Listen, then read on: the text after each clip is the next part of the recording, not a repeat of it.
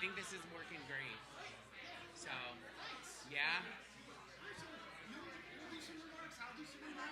And then we'll set it up, yeah. And then I'm just gonna sit back and relax and chill. And I'm just gonna make a couple of announcements for the library, and then we'll turn it over. You know who's supposed to be up in it? Does everybody know who's introducing who and everything? Okay. Well, I'm thinking about that, but I also volunteered. Ronnie is doing this thing over at Superior Culture, and I'm doing. He asked me to read a couple things, so I'm probably going to go over there. So you should join. And I'll just announce this because I mean they've got kombucha and beer and stuff there. So I would say, if it's all right, I'll announce it at the beginning here. Then. Okay. All right. Awesome. All right.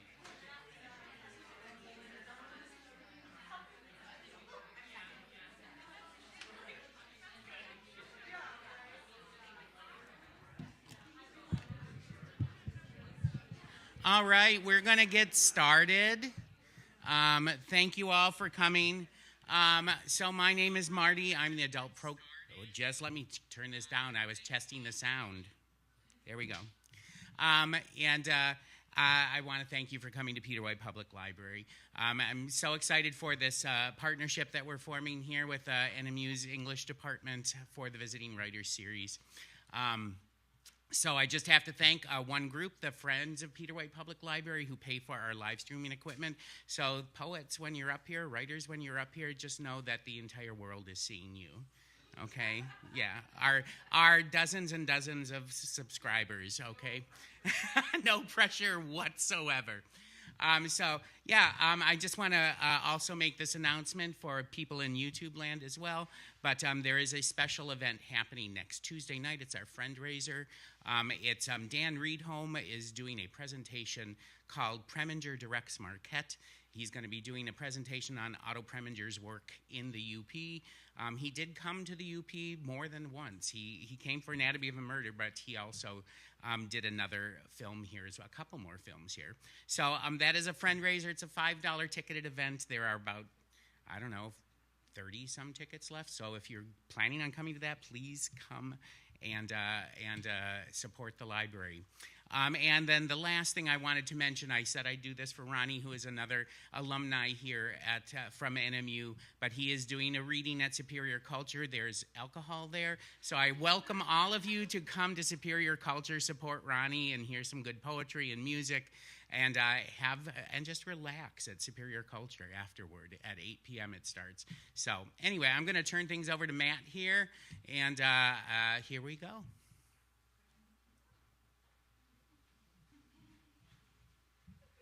I'm going to be very quick. I'm Matt Frank. I'm the director of Northern Michigan University's Visiting Writers Series. Yeah. That's what I am. And tonight I am just, probably infuriatingly excited to have four of NMU's brilliant creative writing alumni here tonight. We have Becky Pelkey, we have Sarah Bates, we have Chris Malcolm Belk, we have Lisa Faye Cootley. You better believe it. That's worth clapping for.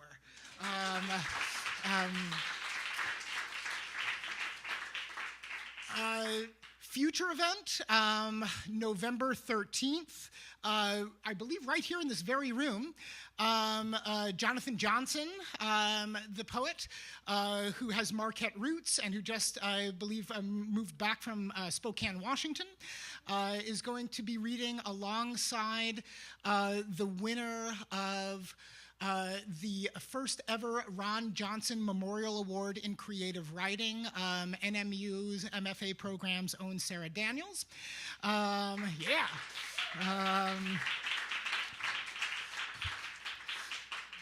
And I don't know, in April 2026, there's another event. It's Melissa Faliveno, though.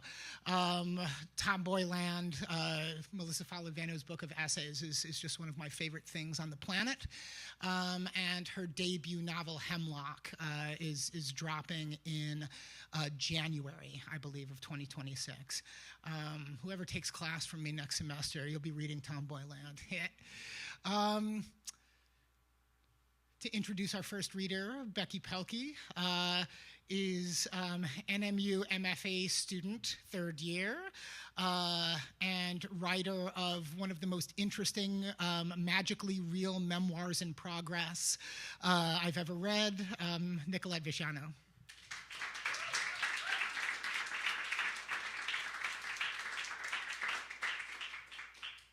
Thank you, Matt.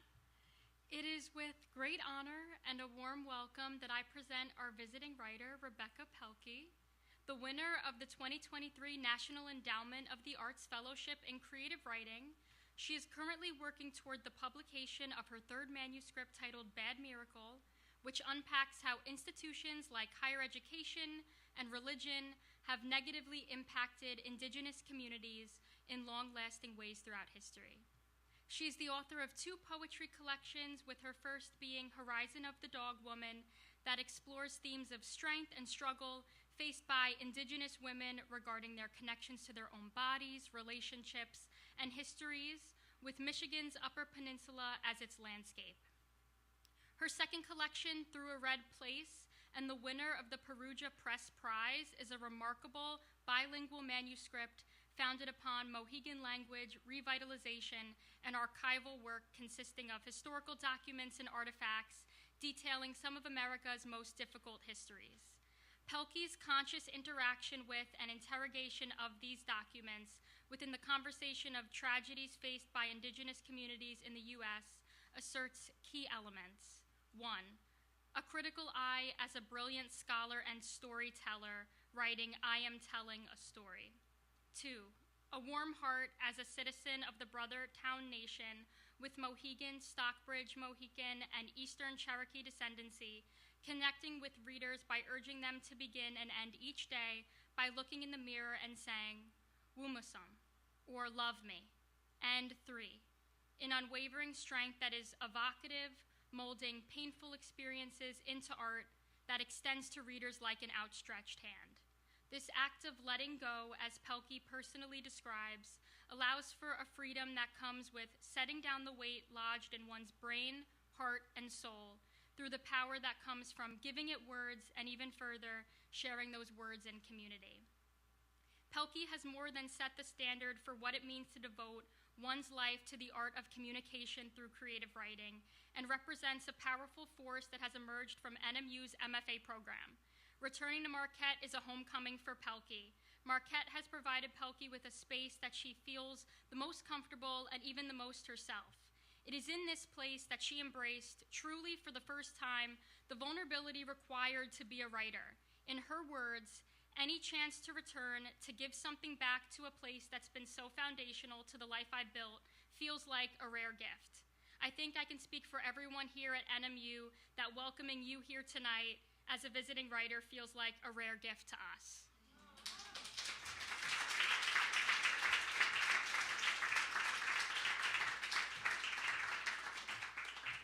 Nicolette, thank you so much for that introduction. That was wonderful, and thank you for just spending time with my work and understanding it. I really appreciate that. Hello, everyone. I'm setting a timer so I don't go over and then crowd out the wonderful other writers here. So, okay, hi. I have 3 books, 2 published, 1 hopefully on the way soon. Hi. I'm going to read a little bit from my first 2 published books, and I'm going to read most from my new work, because I was thinking as I was going back and rereading these things, it's like looking at myself at these different periods in time. Like, this first book was who I was at a certain point in time, and the second book is someone else that I was at a different point in time. And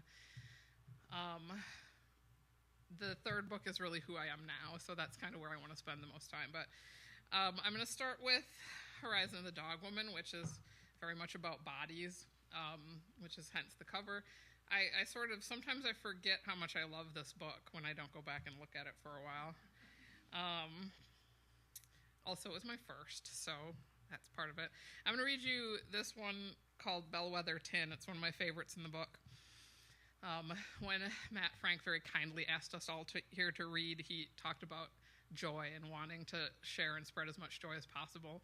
And my poetry does not tend to be joyful for the most part, but this poem is joyful, so I'm going to start with that. It's called Bellwether Tin.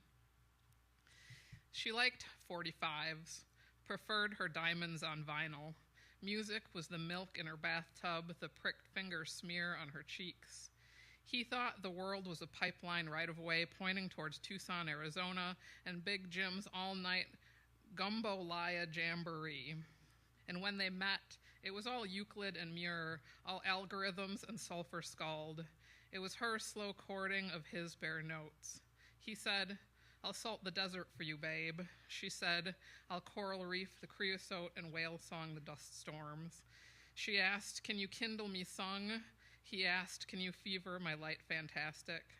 So they sweatered a melody while they danced under gramophone stars, all static and bellwether tin.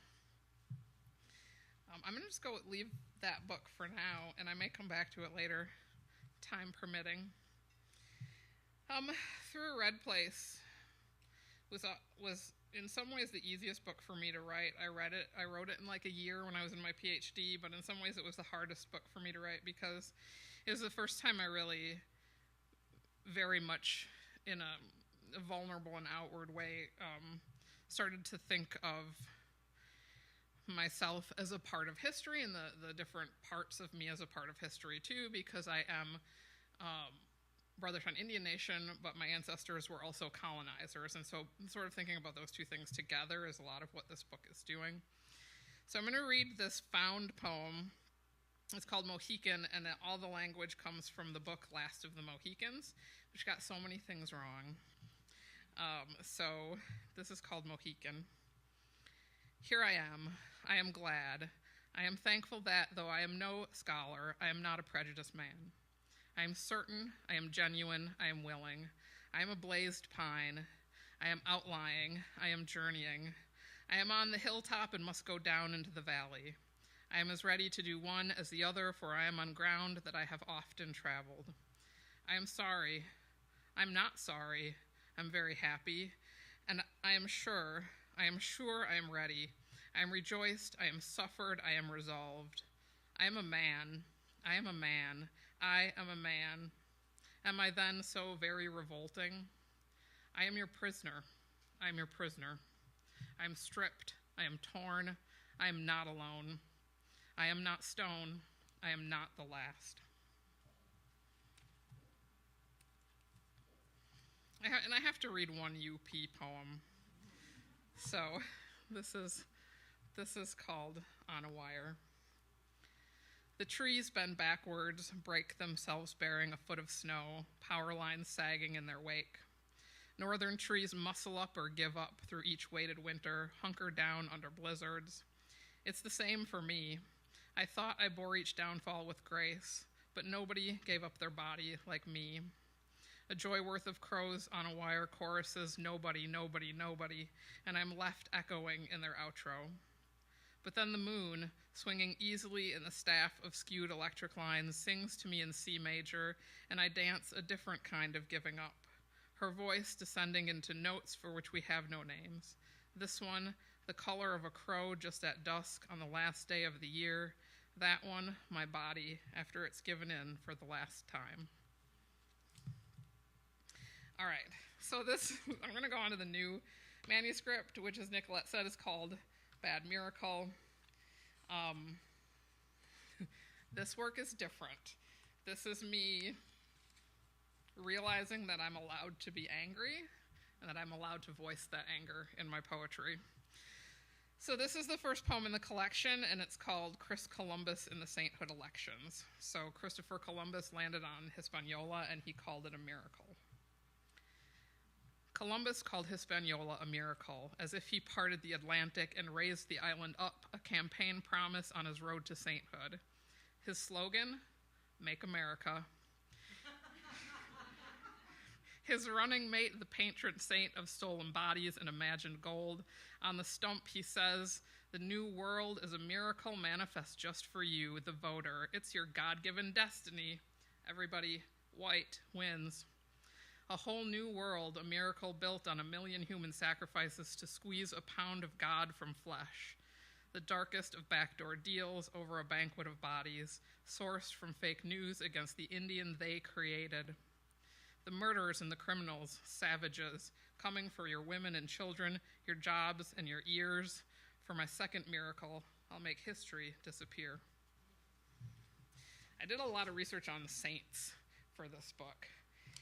It started out because I learned about Saint Gadalie of the Mohawk, who is the first and I believe the only indigenous saint. So I've written a lot about her in this book as well, and that led me to learning all these really weird things about other saints as well. There's some bizarre things that saints have done.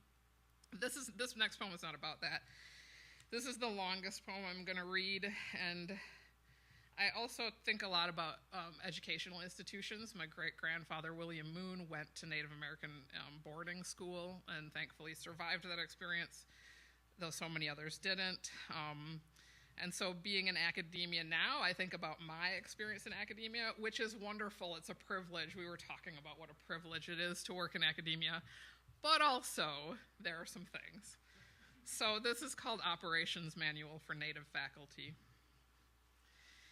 When a committee member says, this is 1.1, when a committee member says, "Let's get together and powwow tomorrow," show up early and in full regalia, mocks and jingles or elk teeth, medallion and beaded earrings, fringed shawl or headdress.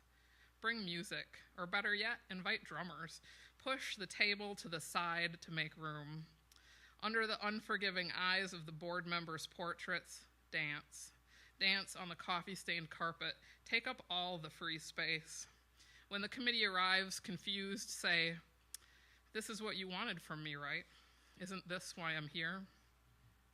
1.2, when an administrator explains that the land acknowledgement is an announcement after fire safety and no smoking to be done before the ceremony, before the procession of robes, so that you're standing on a stage backed by empty chairs, take note of the metaphor.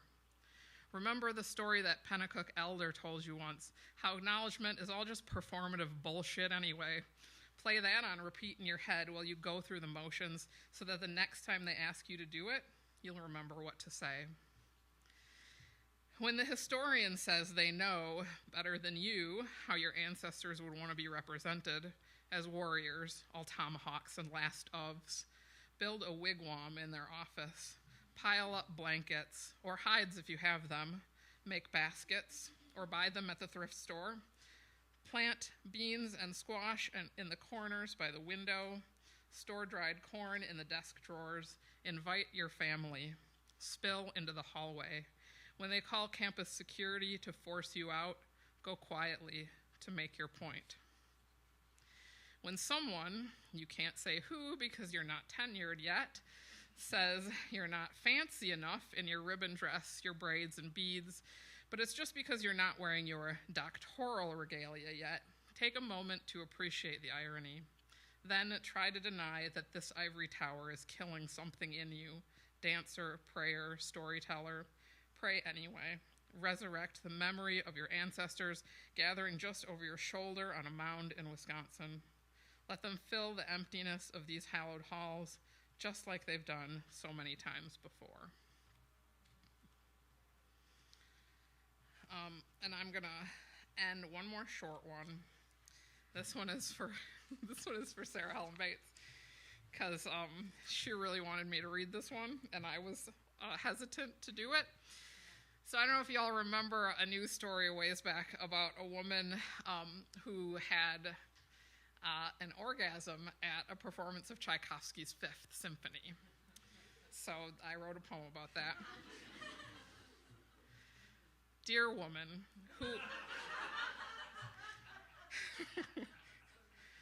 Dear woman, who allegedly had a full-body orgasm at a performance of Tchaikovsky's Fifth, teach me, please, how to hold such joy in my body that sometimes it has to burst forth in quiet moments.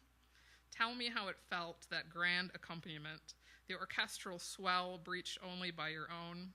A witness called it quite beautiful, and I want to be more than my American puritanical upbringing, still shaming me 400 years later. We're not supposed to talk about this, but then there you were, crying out that, like a crescendo, we refuse to be unheard. Thank you.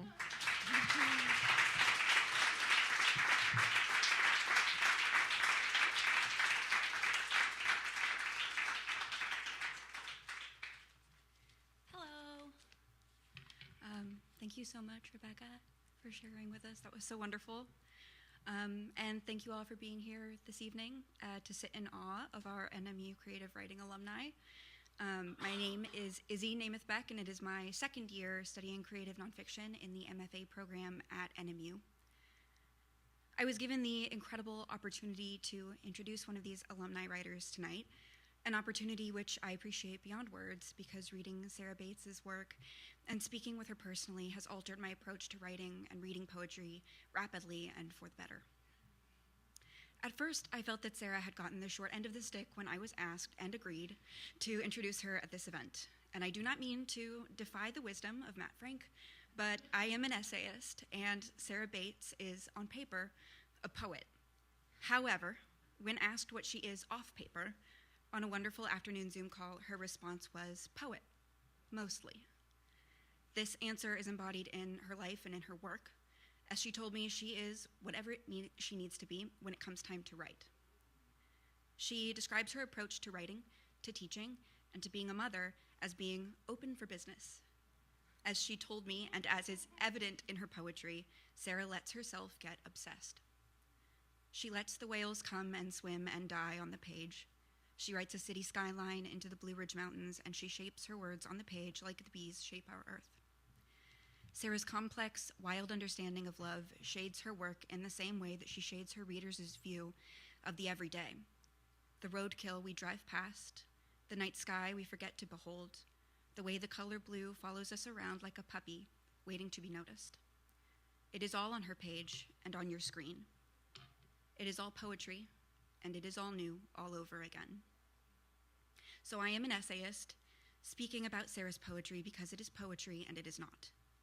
Her work, even if you have not an Appalachian spirit or eyes for the moon as it orchestrates our tides, lays the planet out like a map on which you too can recognize yourself at least once.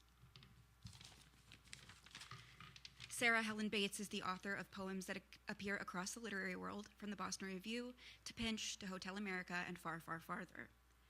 Her chapbook, Tender, was a finalist in the 2018 Bateau Press Chapbook Contest and is in every way a testament to the frailty of the border that divides humanity from nature and poetry from all else.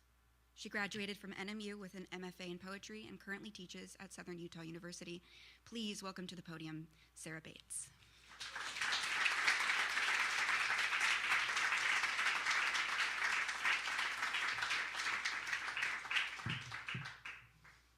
Wow. Thank you so much, Izzy. Where are you at? There you are. You were right behind me the whole time. Thank you so much. That meant so much to me. I didn't know that was going to happen. Thank you. Gosh, thank you all so much for being here. I'm sorry I'm getting so emotional. I'm a mom now. No. This place changed me, and we were coming in yesterday, and I just am obsessed with it, and I really just appreciated that the way you talked about my writing, you embraced that, right? And like a lot of times, I don't know about you guys, but I get obsessed with something, whether it's donuts or cheese curds, and you get hesitant about that, right? You get insecure about that obsession. And I love this place, and I love what it's brought to the page for me. So anyways, I had plans for what I was going to read, and then the whole room just changed as we all came into it, and there's so many like familiar faces. And so I'm going to read from Tender, I wrote Tinder. It's a play on Tinder. I lived here, and I was writing poems. I wasn't trying to go on a date, or maybe I was, but I wasn't going to get on an app to go on a date. And so I moved out there, and Utah was different, and it was hard to get a beer or a cup of coffee, and so I decided to get on the apps, right? And it was a hot mess, and so I figured, why not write about it, right? That's what we have to do with the shit, and so you guys know what I'm talking about, okay? So let's see here, what I'm going to read first. I think, but I'm going to switch it up on you. No, I'll read it. Okay. This is Foxfire.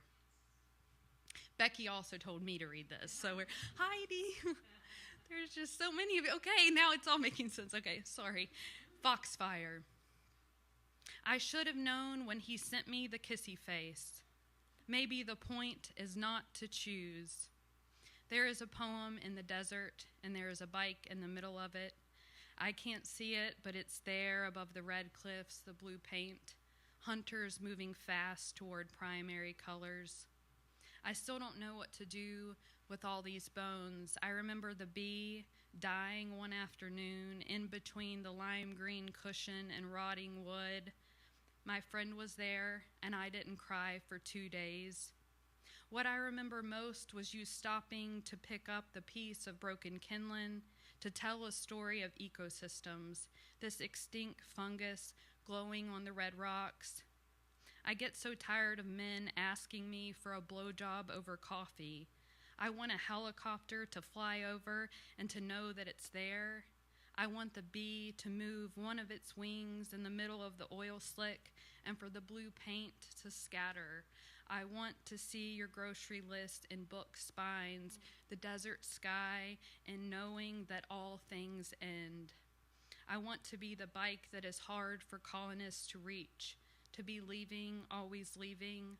Months later, a student writes, muscles are some of the first organs broken down, and the most important muscle in the body is the heart.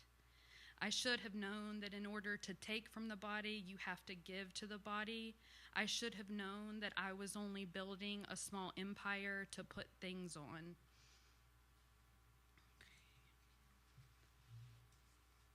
All right, so I'm going to switch it up on you. Hate to do that, but it'll be good for you. This one I was going to read first because I'm all over the place. I just love being here, and it's such a privilege to get to read my work out loud. I cannot tell you enough, I haven't got to do this a ton lately, and I've been doing a lot just, in the rooms of my own home, and you all, I'm sure you know what that's like, and if you don't, you need to try it, but it feels really good to be up here putting the sounds out here. So I wanted to start off with this. This is called If Superior Had Feet. I don't know if I wear earrings when I miss you, if the desert sun has spent the summer snow into sunken caldera, or if there's room for October here. I'm not sure if we're supposed to plow through peeled shades of uprooted speech or wait. I still don't know if iris and powder make periwinkle, or if Superior has feet. Will she sink into wrought iron mauve, then melt? Will she polish her toes by the ore dock again? I don't know how many cities stand between us. 18, I'd guess. But if you ask me about Wednesday, about greenish gray and rotting hue, it's your eyes resembling Monday and the moon underneath. With maybes and mollusks, hope and milk opal and bend, gone, smudged up my shins. The trouble with bookshelves and doorways in Oregon is love. So now everything's 60 seconds spent watching you parallel park. That snow too soon and smoke across your back like cirrus clouds, everything man-made sculptures like borrowing fiction from the Columbia River Gorge and strangers from Texas, but Stella all the time. Now everything's mismatched buttons on a lampshade like present tense, Quaker oats and getting what you want. optimism and Thai food and paddle boarding on a lake that used to be a river or something like that, because I don't even know if you're hanging pictures of Smith Rock anymore. And now everything's East Highway 20 and mountains still covered. We didn't try climbing when all we had were Sperry's, Point Butte, and orange is the new black, but you're sleeping. And if Superior had feet, she would be stomping the whole of Italian engine, 2 million pounds of board and light spilling out onto the lake bed. For months, I thought I remembered waking up to Indiana Jones chasing men through the streets of Cairo and you turning the fan towards me.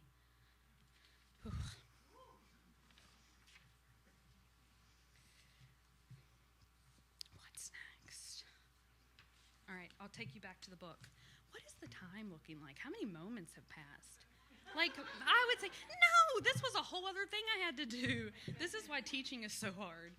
Okay, next up, actually, I'm going to keep switching up on you, sorry. So, the next one is, so Tinder is a chapbook, a smaller book of poetry. And so, like I said, I got on the dating apps. It was weird. It was violent. Like there were elements of violence there. And I definitely, as you heard from my blowjob poem, like I was like, how do I get this in this poem? But then you do, and you take that risk. And so I'm so thankful to be here in this moment with you all, because this is the place that let me take risks. And I have just from living before and after it, you just don't know. I just didn't know how valuable that was. So I took a lot of risk in this. And so it was about the dating apps, but then it grows into a bigger book, literally. And it ended up kind of morphing. It's the dating apps, it's violence, but it actually kind of morphed into the violence I experienced just growing up as a human being, but also as a female, and also specifically in Appalachia. I'm from a town of like 7,000 people, and so the fact that I'm a poet, is just this crazy outlandish thing that I went and did. And anyways, this is the book has become Deer House, and so this is called Deer House. Then someone dumped a dead baby cow in the desert. In the beginning, to lie there long enough, holding my breath, was to be able to lie with anything. There would always be the terrible things the humidity did to poor people and poor people's linoleum. There would always be the father deer in the distance, discovering his next meal and taking his own life. And if Christ was really there, like our troop leaders said, then why did the baby's mother come running with her mouth full of dirt, her body flooded with milk? How did our bodies stay quiet all those years like it'd been snowing when it was already June? Like any good Girl Scout, I keep having the same dream where the troop meeting was canceled. The buses came early. I can hear my mother on the phone screaming at the thought of it. I just sat there adding up my patches, one for storytelling, another for beekeeping, while the man out on Potts Creek added up bullets. 4, he counted, 1 for the Wisconsin river otter learning to walk the soft sand, 1 for every female deer that had grown horns. We weren't all being chased, but we all ran.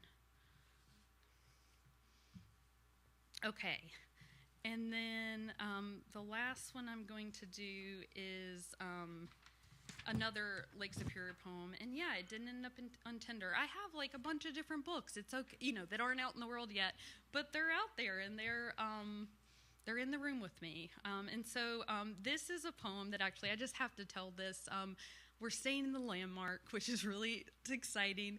The summer before I left here, I was a housekeeper over there, and so I cleaned rooms.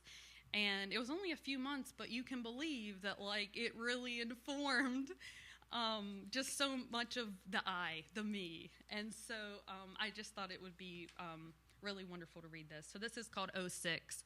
It's actually the name of a wolf that was killed illegally in Yellowstone. And so, they name them all these 06 and numbers and words and stuff. 06.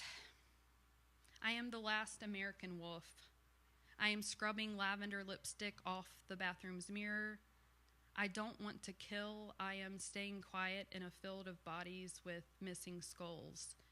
My horoscope says I should wake up at 3 a.m. and eat pie, so I do. A woman in the elevator hands me a 20. She is sorry for all the blood on the sheets, her husband's green robe. I am sorry too. I only smell the weeds, the hot air coming from clouds, a group of wolves ready to run through the bones of a tired flower. I know I told you I couldn't feel a thing, but I stayed up, researching the width of an elk's thigh bone, a theory involving snowfall on the red planet. Wild, wild, wild, I am driving towards an endless place. I'm driving towards an endless spring.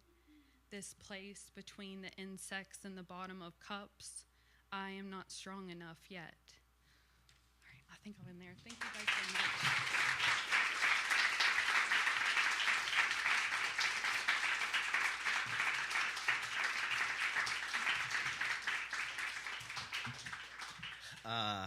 Marquette, Michigan is not a place you end up by mistake. People choose to be here for numerous reasons. The lake, the ore dock, the wreck of the Edmund Fitzgerald, NMU. I'm sure there's lots of other reasons, but it becomes very clear once you get here that this is a very special place to be. And like myself, Chris Malcolm Belk escaped from the East Coast to experience how special it is here firsthand. Chris was an elementary school teacher until 2016 when he and his wife became intrigued by the promise of exploring a new place. And Chris decided to pursue writing at NMU's MFA program. Originally, Chris entered for fiction, but like many other people, he was forced to write a novel in 3 days. Needless to say, Chris immediately started writing creative nonfiction instead. After that, which he still teaches to this day. Chris's thesis would become part of his first book, The Natural Mother of the Child, which he sold a few months after finishing the program. He worked at a pediatric oncology clinic explaining children's needs during and after cancer treatment until landing his current position as the Edelstein Keller Writer-in-Residence at the University of Minnesota, Twin Cities, Ski-U-Mah. He has authored the Flash nonfiction chapbook In Transit. His recent essays have appeared in Electric Literature, the Kenyon Review, the Arkansas International, and elsewhere. Chris is the memoir editor of Split Lip magazine. He loves a good donut but has high standards. He is obsessed with extremely terrible reality real estate shows like Selling Sunset, and he is currently writing a collection of essays about his obsession with celebrity chefs. Please welcome to the podium Chris Malcolm Belk.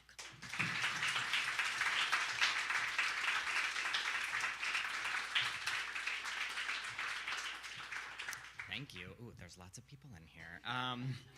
So when I was in the program, I wrote a lot of flash nonfiction, and then I got tired of that. So my current project is all like incredibly long essays. Like one of them is like 15,000 words. So it's really hard to read from that briefly. So I had a really fun time trying to give myself the challenge of something that would only be a few minutes long. And like Becky, I took Matt's suggestion to bring joy here seriously, which is really hard for a memoirist because we're very dour. But I hope that this strikes a good note. It's actually weirdly from near the end of the book that I have coming out in June, which is about trying to cure depression by watching lots of celebrity cooks on YouTube and finding out that is not an effective antidepressant. So with that said, the book is called What I Made for Dinner, and this essay is called Lori. When Anna first takes all 4 of the children out of the house, leaving me home alone to do what I wish with my time, I wonder how I've come to live so much of my life through the food content that I watch on screens. I think of all the things I've cooked that I first saw on the internet, all the things I still have left to cook or bake, all those browser tabs, along with the warmth you come to feel towards anything objectively harmless that you're addicted to. But I've started to feel a revulsion at the idea of opening my laptop or scrolling on Instagram. I'm done. The next time Anna leaves the house with all the children, I read Lori Colwin. In More Home Cooking, her second book of essays about cooking simply for friends and family, Colwin writes, "There's nothing that puts a crimp in your cooking style like the arrival of a baby. It is hard to whip the egg whites wholeheartedly when at any moment your infant may wake up from her nap and require you." Somehow, among the colossal onslaught of social media posts and viral essays I've seen about mom rage, the mental load, housework as labor, abolishing the family, nothing has made me feel as seen as these two simple sentences. Because Colwin's able to say it's hard, but her writing is also full of joy about cooking and relating that to her parenting. At the end of the essay, Colwin shares Katharine Hepburn's brownies, a short recipe that takes up less than half a page. "Make these brownies with a roast chicken and some veggies," Colwin advises, "and everyone will think you're wonderful for having made this monumental effort on their behalf." I want everyone to think I'm wonderful. Is that so much to ask? It's coming up on a year since I had our last baby. If I thought the pandemic broke my functioning, that shift was nothing compared to what this child has done to me. She was a desperately wanted baby, a baby I was told I likely could not have, so I try to look at her and see her simply as she is. Her squishy fat feet like little proof dinner rolls, her swollen pink gums exploding with new teeth. She likes food best when she eats it directly out of my hands like a baby bird. Into the bowl of chana masala my fingers go. They grasp a chickpea, which I smush before holding it out towards her lips. Lips so soft that sometimes I feel my roughened cook's hands can barely perceive them. I've spent years on YouTube scrolling through Melissa Clark, Claire Saffitz, Allison Roman videos. I hardly ever watch the men. With rare exception, they bore me. Being a man in the kitchen may be the only thing I figured out how to have a little success at. I'm beginning to think the white women I watch represent, each in her own way, the kind of gendered failure that is my earliest source of shame. I could have been Sarah Moulton, could have been Ina Garten, could have been the pioneer woman, making vats of macaroni and sheet cakes for my dirty, cowboy-booted kids, could have been a white woman cooking for my family in a way that made perfect sense. As a child, I studied women too. They were the parents of the children I taught at a local taekwondo studio. I study their nails and their handbags and the way their jeans fit. The working moms, the stay-at-home moms, the divorced moms, dowdy moms, hot moms. I tried to learn the culture of women, or at least the white women that I had access to growing up where I did and when I did. But more than the moms who sat in the waiting room as I taught their children to kick and punch, I loved the women who took adult taekwondo classes with me. I loved the ceremonious way they slipped rings off their fingers and unclasped their necklaces. The confusing minutes of sparring with these women who hit me with a kind of tenderness. It was then that I knew I loved women more than men, and I felt hot shame all over. These women were the same age as my own mother, who never sat and watched us, who rolled up in her Suburban and shooed us out onto the curb because there were so many of us and because she had so many other places to go. Is there anything better than the pleasure of eating the exact sweet you want when you want it? I know my life has not been upturned completely because I still lose myself in dessert, in making it and eating it. I make Ina Garten's lemon yogurt loaf and drink in the rich lemony scent wafting through the house, lovingly pouring syrup over the hot cake to soak it. I make Claire Saffitz's pistachio buns, giving my stand mixer a workout late at night, making milk bread inspired in rich dough, waking in the morning to a cold, domed, fluffy vehicle for nuts and cardamom and demerara sugar. I roll out the giant rectangle, spread honey butter all over it, sprinkle pistachios and spices and lemon zest over, roll, slice, proof, bake. I'm able to enjoy it. Don't remain stuck in the fact that this buttermilk cake I make was, for me, the only good thing for months. My baby's almost 1, and I'm not better, but I'm starting to think I will be. Like Lori Colwin, I make my own birthday cakes. The first one after the baby is Julia Moskin's funfetti-inspired cake. I pour in sprinkles, push the white frosting around the sides with an offset spatula. More sprinkles, and then I eat a big slice before taking my new rollerblades on a spin around the block. That birthday may be when things start to turn. In the months that follow, I walk my neighborhood pushing a stroller, or I bike across town delivering cupcakes, cookies, croissants, Queen Amman wrapped in tinfoil. Maybe I am wonderful. On my next birthday, I make Claire Saffitz's 3-layered carrot cake with brown butter cream cheese frosting, putting my aging, ailing stand mixer to one of its very last tests. I love doing it, love making the exact thing I want, but I don't always need to do it alone. One night, everything at home is all on me. I'm cleaning while I'm cooking, trying to save myself work. The baby's in a carrier, and then she's in her seat, and then she's back in the carrier, and then she's back in her seat. I'm sweating. The rice cooker sings, and the chicken sets off the smoke detector. The table is still smeared with hummus and chicken grease. Half the dishes are in the sink when one of the kids asks to go find the ice cream truck. I pause. I decide not to say I have to clean first. Okay, let me find some cash. Outside, the kids stand on the stoop, silent, stock still, listening for Mr. Softy's song. I lug the stroller down the steps and we head out, walking in a pack up one block and then the next, stopping at each corner to lean in and listen. We falsely hear it. Each time we've had a baby, Anna and I have noted that in the shower, we always hear a baby's cry, even when it's not there. It's one of the things that makes those months so hard, feeling like you don't have time or space to do even the most basic thing. No matter how asleep the baby is when you put them down, no matter how fast you jump in the shower and begin scrubbing, you hear it, a faint, echoey wailing, a reminder that you're not alone and your time doesn't belong to you. But never mind that. The baby's old enough now to be plopped on the ground with a sibling and a box of toys while I shower. And she's old enough for a few licks of an ice cream cone if we can ever find this truck. There isn't ever a phase with young kids that lasts forever, not with my kids. And finally now, the phases of this last one's life are turning over at a fast clip. It's hot, August in Philly. The sun's still blazing even though it's nearly bedtime. And people are outside, sitting on stoops, biking in the middle of the street. We walk and walk. The kids giving one another flat tires, stepping on the back of the Crocs in front of them, shoving one another as we approach each corner. And then, just at the moment I'm about to say we should take our cash and get packaged ice cream bars from the corner store, we hear it. Our heads turn. One by one, my children tear down the street towards the sound and the truck, its side emblazoned with those 3 magical words: Sundays, shakes, cones. The kids are vibrating with pleasure before the words even come out of our mouths. We all want the same thing. Who wouldn't?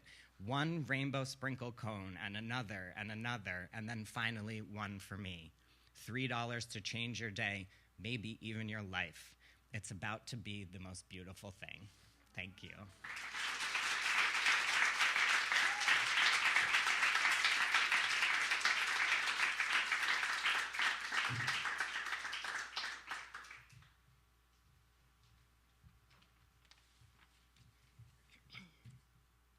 Hi, everyone. My name is Ellen Fee, and I'm a second-year MFA student in poetry. Thank you so much to Matt Frank, NMU, and the Peter White Public Library for organizing this incredible night. I'm excited to introduce our final alumni reader. Picture lonely, more precise, writes Lisa Faye Cootley in her 2015 collection, Errata. And whether that's a command, a threat, or a promise, her work makes good on it.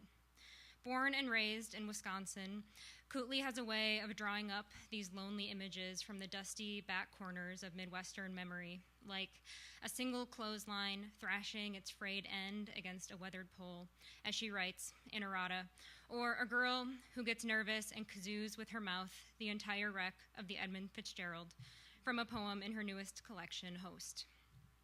Host, winner of the 2024 Wisconsin Poetry Series and published by University of Wisconsin Press, explores the host-parasite relationship in all its sticky, sharp-toothed iterations. Hungry lice in search of a head, patriarchy in constant search of prey, sick sunflowers who keep growing but can't shake their disease.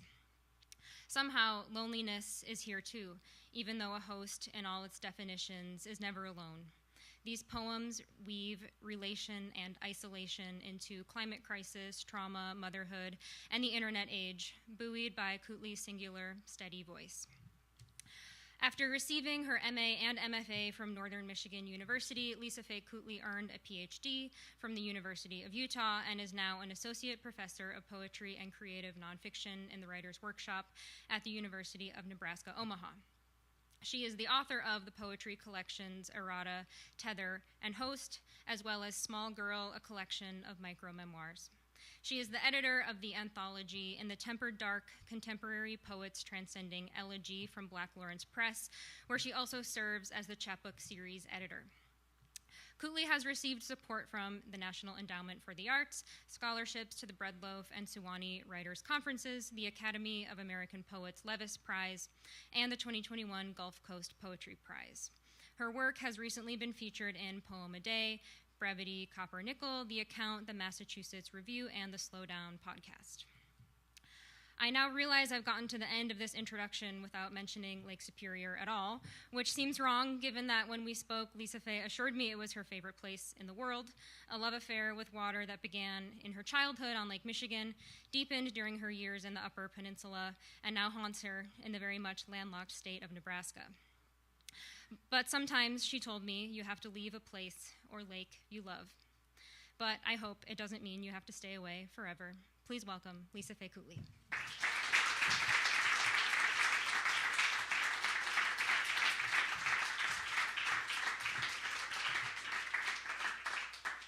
I feel like they had a bet going. Who could make their person cry? I wasn't nervous at all, and then Chris almost gave me an anxiety attack thinking about having a baby at home, and then Ellen apparently read my work in a way I hadn't anticipated. Ellen asked me 5 clear questions, and I rambled at her for 40 minutes, and I thought, how is that poor woman going to write an introduction for me? And I almost cried, so thank you so much. That was really lovely. And I didn't get the memo about joy. I'm so sorry. You took a big risk letting me go last, and I am sorry about it. Also, Jordan, I did end up here by accident, and it was the best accident. I'm gonna cry. If I try to thank everybody in this room who deserves my sincere gratitude, I will take all my time just saying thank yous. So I'm gonna give a general thank you to everybody here, everyone who has supported me and made me feel like I could do something. Hi, Joe. I just saw your head, sorry. And everybody who makes these events possible, because I know it takes several people and a lot of people who don't get the gratitude they deserve. So just a general thank you so much, and I will try to find you afterward and hug you properly, and thank you. I can't promise joy, but I can promise sincerity. I will thank you in advance for being here and for holding these difficult pieces with me. And I'm gonna start with a couple of new pieces, and I think, you know who we don't talk about enough? Taylor Swift. We just don't talk about Taylor Swift enough, and so, especially not this week. So I'm going to read a poem that was assigned to me to write by an editor of an anthology. The job was, I get a song, I listen to the song ad nauseum, I write a poem. My song was Florida, which I'm pretty sure you have to say that way because of the 3 exclamation points afterward. I had never listened to a Taylor Swift song before that. It was a real introduction. She can write some songs, I'll give her that. In any case, this is the poem that came. Letter to future me about which outfit to wear for future wreckage. By will, each aging animal's rib cage lifts and sinks. I insist each morning now smells like spring, 1975, before I was the afterthought in my parents' makeup sex. Little matter that you come from a celebratory fuck if your parents are drunks, afraid to go or stay. Here we are then, having brought them together again so lilacs could cough purple bursts on either side of our double lot waterfront misery. You know me. Know these eye-dividing lines show I lost my youngest son this year, but I'm not allowed to scream it if he's still breathing. I dance the dog the same streets each morning, so when the sink sinks its last, I'll still have grief free street signs to learn.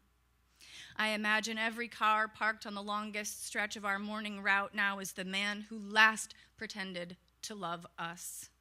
This life is the satisfaction gap between breaking a vine and full fist pulling a root.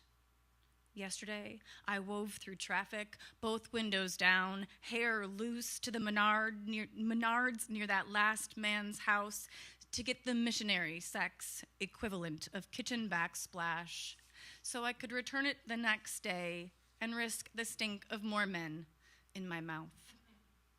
I have never learned why to make the buried stay. The why you'll want that answer isn't different from the reason I've been kicking. Sleep is all I dream about now. Smell of dead carp on love's breath. The night we buried our crossed legs in the first sandbar, waist anchored to the muck of home. Do you know where our son lives now? If he lives now, I'm not allowed to say losing him is losing him. Every time I fork filet mignon into my face, hold my head under water warm in a shower, my cheek clean against either pillow in a queen bed where the cat's a coiled snare on my hair. Soon, she will die too. At night, the tiny carrots I planted reach for life like it isn't a grave.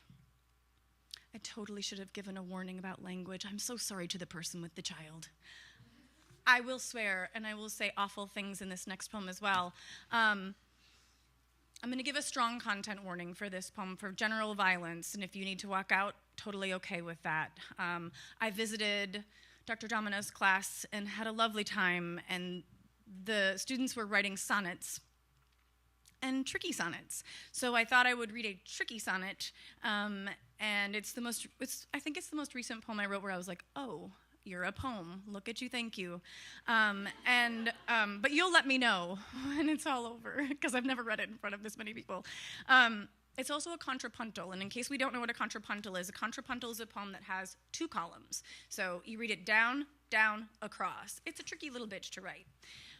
Also, I will say, a trauma bond is not a bond between 2 people who've experienced trauma. A trauma bond is a very addictive feeling that happens when a victim of abuse receives both their care and cruelty from a person who's probably a parent or a loved one of some kind, so it happens in romantic relationships. And I'm going to read this whole thing, so thank you for letting me do that all the ways. Backstitched trauma bond sonnet. I arrive to a rat's nest in my bathroom, toilet paper coiled into a ball on the floor, shit circling the burners on the stove, or I arrive to a louder frown between my eyes, swallow mother's vanity whole, hear her saying again, men love you because you shake your ass when you walk, so I focus every step into a foreign choreography. What he did, she said, wasn't even really that bad. He never strangled you in your front yard. Star sharp, burning alive, dying to give everyone else light to live by. I've grown so tired holding love's shards under my tongue and never spitting blood so you won't have to see. It's like that sometimes, he says as he leaps over the fence from behind my mourning horse. My no, his glory, his gory boy story. My no. My no, my palm flat against the wall to keep from falling from his bed, never imagining the face he's making as he skips off to shower. Was he whistling after? I tell my arms, pick up your dress, cover this body. He punched his wall when you refused to get naked. Punched his car when you said no, said please go, before he comes back. My father, but not my father. A better version. Classic. He gave me one good day. Hope.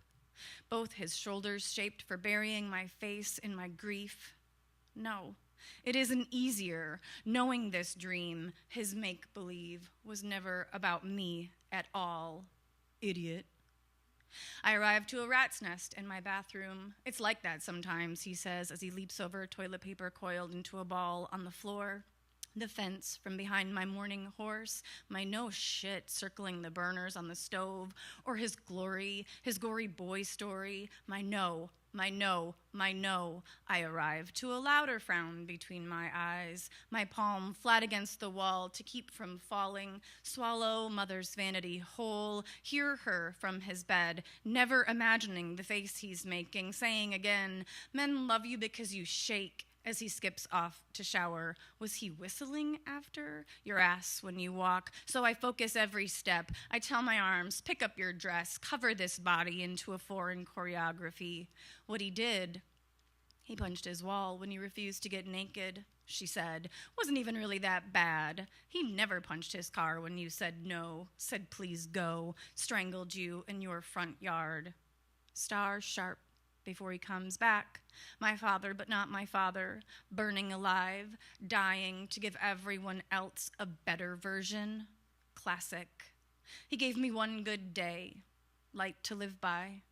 I've grown so tired holding hope, both his shoulders shaped for burying my face, love's shards under my tongue, and never in my grief. No, it isn't easier knowing this dream, spitting blood so you won't have to see his make-believe, was never about me at all. Idiot. I'm just going to read one more poem, and because I'll really love it if you bought my book. I'll read a poem from the book. But those are the two poems that I, as of now, open the collection I'm working on. So I wanted to try them out on you and see how they felt. I can't promise that this will be lighter, but it is of a lighter nature in this collection. Ellen kind of said this, but Host is really true to its title. It's very much about parasitism of the planet, parasitism in nature, like wasps parasitizing chrysalises, and it, as it does in my work, violence against women took over, and parasitism of the female body, and I love this place in particular, but I love the planet very much, and it makes me very sad what we've done to it and what we're doing to it on a daily basis. And so this was one of the early poems I wrote for this collection. It's a little bit of a love poem to the planet, if you will. I read someplace that sunflowers emit a sound that's very much like screaming, but of course we can't hear it. And the idea that sunflowers screamed was really fascinating to me, especially since in 2020 during the pandemic, I planted 100 mammoth sunflowers in my yard in Omaha because Omaha is very underwhelming. And so thanks again for holding these poems with me and for being here. Letter to the Aftermath. There was a time before this screen, though our bodies only remember it like a room with a wall where once there were portholes, light no longer falling over some lover's slouched shoulders in the tub. I made a garden, and still I wasn't happy.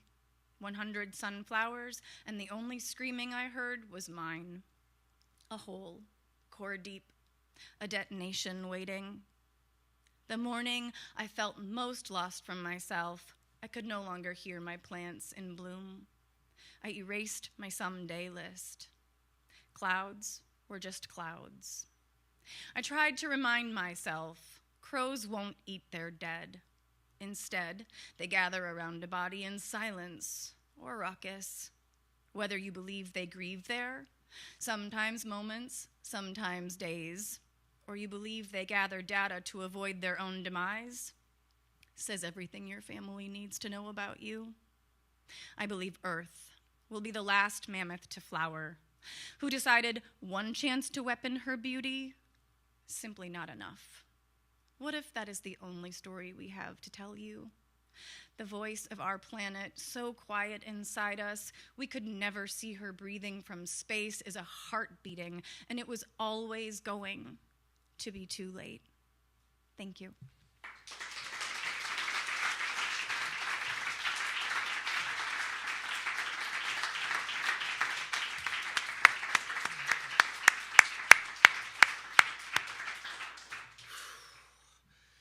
You just heard Becky Pelkey, Sarah Bates, Chris Malcolm Belk, and Lisa Faye Cootley.